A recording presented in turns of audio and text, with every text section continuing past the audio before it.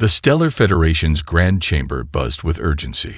Great crystalline spires shimmered under ambient light as representatives from countless worlds gathered, their alien forms a kaleidoscope of shapes and colors. At the center, the High Chancellor's voice echoed with solemn authority. Humanity's expansion is accelerating beyond all precedent. Their unpredictability threatens the delicate balance of our collective peace, the Chancellor declared. We must decide, restrict their reach or risk chaos spreading through the stars. Around the chamber, murmurs swelled.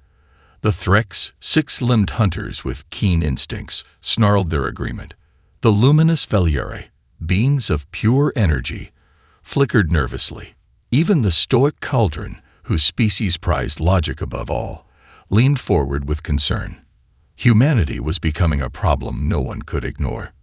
In a secure command center orbiting Earth, the human leaders watched live feeds of the Federation's Council. Unlike the storm brewing above, Earth's atmosphere was calm, cities glittering beneath a peaceful sky. Yet beneath that calm, a different tempest brewed. In a glass-walled chamber, President Lara Chen stood before her advisors, her expression resolute. They see us as reckless, she said, tapping a holographic star map. They believe we're impulsive and dangerous. We must show them something else. Her chief strategist, General Malik, nodded grimly. The Federation's patience is thinning. They've already sealed key jump points around Sol. If we don't respond, it could mean a blockade, or worse. But a frontal confrontation would be madness, Lara replied.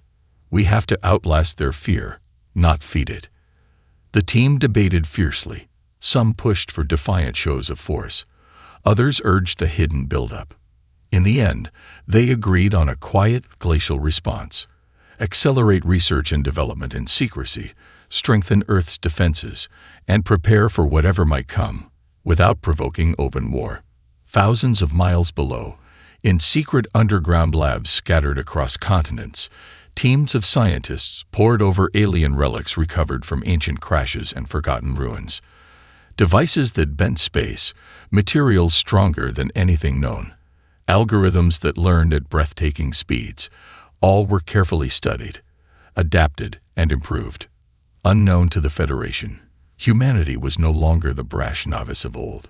They were evolving in the shadows, patient and precise, waiting for the right moment to reveal their true strength. Above, the Stellar Federation's Council sealed their ultimatum in cold resolve. Humanity had been warned. But on Earth, the reply was a slow, steady pulse, unseen, but inexorable. Earth had become a planet of paradox.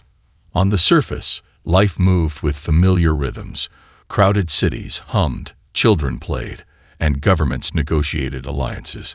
But beneath that everyday veneer, something extraordinary was underway. A silent forge, burning slow but relentless, reshaped humanity's destiny. In the sprawling depths of a hidden facility beneath the Siberian tundra, Dr. Elena Vasquez stood over a shimmering console. Around her, a team of engineers and physicists worked with meticulous precision, their faces lit by the glow of holographic schematics. Here, in this subterranean crucible, humanity's future was being crafted, quietly, carefully, and deliberately. The project was codenamed Glacial. Unlike the reckless gambits the Federation feared, Glacial was designed to move with the unyielding patience of ice, slow, steady, and unstoppable. Starships were no longer merely vessels. They were living machines, capable of adapting on the fly, shifting shape and weaponry to meet any threat. But developing such technology required decades, years of perfecting the interface between organic thought and machine responsiveness. Elena's fingers danced over the controls, bringing to life a scale model of the prototype starship. It shimmered, its hull flexing like a creature breathing, weapons sliding into new configurations as it simulated combat scenarios. "We're on the brink," she whispered to herself. "This will change everything." Across the globe, other teams mirrored her work in secrecy. Deep beneath the Sahara Desert, a data fortress hummed with encrypted transmissions. In the abandoned mines of South America, Bioengineers grew neural links to enhance pilot reflexes. None of this stirred public attention. Humanity was playing a long game, and the Federation's impatience was their greatest weapon, one that humans turned to their advantage. Meanwhile, Federation sensors monitored Earth's electromagnetic signature, scanning for signs of aggressive expansion or weapon testing. They found none. The silence was maddening, fueling rumors and fear in equal measure. "We expected fireworks," mused Ambassador Kalar of the Veliari during a Federation briefing. "But Earth's response is deliberate, slow, calculated. It is as if they are preparing, not attacking." The Cauldron delegate tapped a clawed finger on his chin. "Patience is a virtue they wield like a blade. Their silence hides their true power." On Earth, President Lara Chen reviewed classified reports detailing the progress of Glacial and related projects. "Let them think we're frozen in place," she told her council. "In the quiet, we grow stronger. When the ice breaks, it will be a force they never saw coming." As the Stellar Federation debated, Earth's silent forge continued to burn. A glacier moves slowly, but it carves mountains and reshapes valleys. Humanity's glacial reply was just beginning. Deep within the labyrinthine corridors of the Earth Defense Research Complex, a faint hum echoed, an electric heartbeat of innovation pulsing just beneath the surface of humanity's glacial reply. Dr. Aidan Cross, a brilliant but renegade scientist, sat hunched over a console, eyes locked on cascading streams of alien code. His discovery was unlike anything the Federation or even Earth's leaders had anticipated. Weeks earlier, Aidan had uncovered a fragment of ancient alien technology, a shattered relic from a forgotten war, buried beneath the Martian surface. Embedded within it was a blueprint for a device capable of warping space-time, a key to instantaneous travel and adaptive defense mechanisms that could turn the tide of any battle. With every decrypted line, the possibilities grew more astonishing and more dangerous. But such power came with risks. The technology was volatile, its principles barely understood. If mishandled, it could tear holes in space itself, or draw Earth into conflicts far beyond its readiness. Still, Aidan knew hiding this breakthrough was a risk humanity could not afford. He assembled a covert team, working in a secluded sector deep underground, away from prying eyes, even those of Earth's own government. "We can't let fear slow us now," he told them. "This is the moment we prove we're not the unpredictable barbarians the Federation fears." Unbeknownst to Aidan, Federation intelligence had sensed shifts, subtle energy spikes, and untraceable data leaks hinting at forbidden projects. Agents were dispatched, silent shadows slipping through Earth's crowded cities, hunting for signs of rebellion. On a rain-soaked night in New Berlin, a Federation spy named Vrek moved stealthily through alleyways, his multi-limbed silhouette blending with the shadows. His mission was clear: locate and neutralize any threats before humanity's secret could ignite open war. But Vrek was not prepared for the trap laid by Aidan's team. The underground complex was more than a laboratory. It was a fortress of cutting-edge defenses, blending human ingenuity with alien tech. As Vrek stepped into the chamber, holographic projectors flickered to life, and adaptive turrets hummed ominously. Aidan's voice crackled over the comms. "You came looking for fire, but all you'll find is ice. We move slow, but when we strike, it's precise." Vrek barely escaped with his life, his mission compromised, but his resolve deepened. The Federation now knew humanity's true capabilities were far beyond mere bluster. Back in the secure command room, President Lara Chen stared at the reports. Humanity's glacial pace masked a tempest, one that could shatter the Federation's carefully maintained order. The game had changed, and Earth was ready. The void between stars was no longer a silent expanse, but a battleground of unseen conflict. Federation spies had long prowled Earth and its colonies, gathering scraps of intelligence, yet none had anticipated humanity's cunning or the depth of their patience. Agent Vrek's narrow escape sent ripples through the Federation's intelligence network. Earth was no longer a vulnerable backwater, but a fortress of shadows, where every step forward was met with a trap, every secret safeguarded by layers of deception. In the sprawling megacity of New Tokyo, Federation agents gathered in an abandoned factory, their forms cloaked in adaptive camouflage. They exchanged fragmented data, frustration etched in their expressions. "The humans don't rush," one hissed. "They bait us with silence, then strike from nowhere." But humanity's counterintelligence was more than mere traps. They had turned information warfare into an art. Cyber assaults crippled Federation sensors, false signals lured patrols into dead zones, and biological countermeasures, engineered viruses that targeted alien physiology, kept spies constantly on edge. Elena Vasquez, now heading a covert operations cell, oversaw these campaigns. Her sharp mind and calm demeanor belied the storm brewing beneath her surface.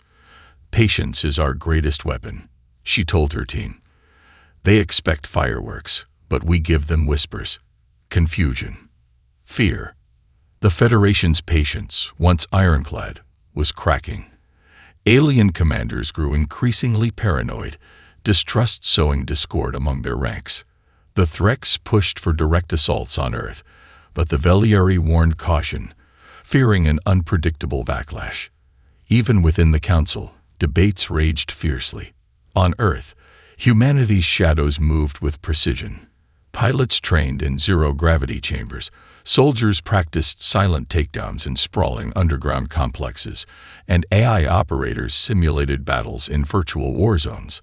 The Glacial project advanced steadily, each test revealing new adaptive capabilities that left Federation analysts baffled. One night, in a remote desert facility, Elena received encrypted intelligence, a tip about an incoming Federation strike force aimed at sabotaging a key research station. Without hesitation, she mobilized her team. When the Federation raiders arrived, expecting an easy target, they found an ambush. The starship hangar doors slammed shut, sealing them inside with adaptive drones that shifted shape and tactics in real time. The raiders were overwhelmed, their advanced technology no match for human ingenuity married to alien tech. As the firefight ended, Elena transmitted a message to Federation Command. "You hunt shadows, but the shadows hunt you. Humanity does not rush to war. We master it." The silent war escalated, a deadly dance in the void.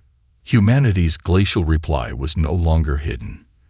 It was a force the galaxy could no longer ignore. Decades of silent preparation culminated beneath the cold light of distant stars. Humanity's glacial patience was about to shatter the calm of the galaxy like a cracking ice sheet. The first true test of the Glacial fleet had arrived. In orbit above Earth, a squadron of sleek, shimmering starships waited. Unlike anything the Stellar Federation had ever seen, these vessels breathed and moved as if alive. Their hulls shifted fluidly, armor plating sliding seamlessly into place as weapon systems morphed to counter every simulated threat. The Glacial fleet was not just technology, it was evolution. Commander Rhea Malik, a battle-hardened veteran, stood on the command bridge of the lead ship, Glacier's Edge. Her eyes scanned the viewport as Federation patrols swept nearby, unaware they were about to be outmatched. "Engage adaptive shields and run full diagnostics," she ordered. "Remember, we don't overwhelm, we outblast." The Federation's fleet detected the movement but underestimated its significance. Their ships charged forward with arrogance, expecting an easy encounter with a slow and reckless species. What they found instead was an unyielding tide. As the battle erupted, Glacial fleet ships reshaped in real time, broadening their hulls to deflect energy blasts, extending limbs for close-quarters grappling, and deploying swarms of autonomous drones that pierced enemy formations like shards of ice. Federation vessels faltered, their weapons rendered ineffective against the fleet's fluid forms. Commander Malik's voice cut through the chaos. "Adaptive counters online. Initiate phase shift maneuver." With a flicker, Glacier's Edge vanished, reappearing behind the Federation's flagship, disabling its engines with precision strikes. The enemy command was stunned. Their centuries of superiority crumbled before a methodical and relentless force. News of the Glacier fleet's victory spread like wildfire. The Federation scrambled to regroup, their ultimate caution replaced by growing panic. Their warships, once symbols of unassailable power, now seemed brittle and outdated. Back on Earth, President Narration received the reports in solemn triumph. "We moved slow to master the storm," she said quietly. "Now it's time to show the galaxy what patience looks like." But even as the Federation faltered, not all their leaders advocated total war. Whispers of negotiation and alliance began to emerge. Fearful that if humanity's glacial momentum was truly unleashed, no force in the galaxy could stand. For humanity, the ice had broken. What was once frozen and silent was now a wave of unstoppable force, patient, precise, and brilliantly ruthless. The Stellar Federation faced a new reality. Humanity was no longer the wild card to contain. They were the future. The Stellar Federation's halls, once echoing with unified resolve, now resonated with discord. The shockwaves from the Glacier fleet's decisive victory fractured old alliances and ignited fierce debate among the alien leaders. The ultimate caution that had bound the Federation was breaking apart under the weight of humanity's slow-burning storm. In the Grand Council chamber, voices clashed like thunder. The Threx warlords demanded immediate, overwhelming retaliation, an all-out war to crush the dangerous human barbarians before they could expand further. Their sharp claws drummed impatiently on the crystalline days. Across the room, Ambassador Kalar of the Veliari urged restraint. "We underestimated them," he warned, his energy form pulsing with anxiety. "Their patience hides a creativity unlike anything we have faced. Rushing into war risks extinction, not victory." The Caldron delegate, revered for his cold logic, proposed an unprecedented alternative: open dialogue. "Humanity's glacial approach is both threat and opportunity," he stated. "We must seek negotiation or risk mutual destruction." Back on Earth, President Narration watched live transmissions of the Federation's turmoil. She understood the power of division. The Federation's greatest strength was now its greatest weakness. If humanity could exploit this fracture, it might rewrite the galaxy's future without firing a single shot. In secret, human diplomats initiated quiet overtures to sympathetic Federation factions. Messages encoded in diplomatic channels offered alliance and collaboration, not conquest. The proposal was bold. Humanity would join the Federation as equals, but only if the ancient alliance embraced their unorthodox methods and unpredictable innovation. Yet the road to peace was riddled with suspicion. Federation hardliners branded the offer a ploy, a strategic pause before a devastating assault. Intelligence reports warned of increasing underground skirmishes and sabotage on border worlds, where human and Federation forces clashed in deadly games of cat and mouse. General Malik prepared her forces for both war and diplomacy. "We'll fight if we must," she told her commanders, "but our greatest weapon is the truth in our words. The galaxy fears what it doesn't understand, and that fear is our chance." Tensions reached a breaking point when a Federation strike force intercepted a human envoy transporting peace proposals. Shots were fired, and both sides suffered casualties. The incident ignited protests across Federation worlds and Earth alike, threatening to plunge the galaxy into chaos. Amid the turmoil, a fragile hope lingered. Could the ultimate caution that once sought to contain humanity now give way to a new era of cooperation? As the Council reconvened, the galaxy held its breath. The future hung in balance between war's cold fury and the promise of an unprecedented alliance forged in fire and ice. The galaxy waited with bated breath as humanity's voice echoed across the stars, not with threats, but with a challenge wrapped in icy diplomacy. On the pristine command deck of the starship Equinox, President Narration stood before a vast array of holographic feeds, broadcasting live to the Stellar Federation and all its member worlds. Her calm eyes met millions of alien gazes, and with measured resolve, she spoke. "Today, humanity offers the Stellar Federation a choice. she declared. "We extend our hand, not in conquest, but in partnership. Join us as equals. Embrace the innovation and creativity that define us, or stand aside as we carve our future." The broadcast stunned the Federation. It was neither boastful nor desperate. It was confident, deliberate, a cold offer crafted with the precision of glacial movement. No wild outbursts, no brash ultimatums, only the quiet certainty of a species that knew its strength and was ready to share it, or wield it. Inside the Federation Council chambers, the reactions were volatile. Some saw hope in the proposal, a chance to heal fractures and harness human ingenuity to build a stronger, united galaxy. Others, especially the Threx warlords, snarled in contempt, unwilling to accept a species they had long considered reckless as equals. Ambassador Kalar, representing the Veliari, cautiously voiced support. "This offer reveals a depth of strategy we have long underestimated. Humanity's slow and steady approach may yet redefine what it means to wield power." But beneath the political posturing, a silent battle raged. Spy networks scrambled to uncover hidden agendas. Military commanders prepared for all eventualities. Could the cold offer be a trap, or was it the dawn of something greater?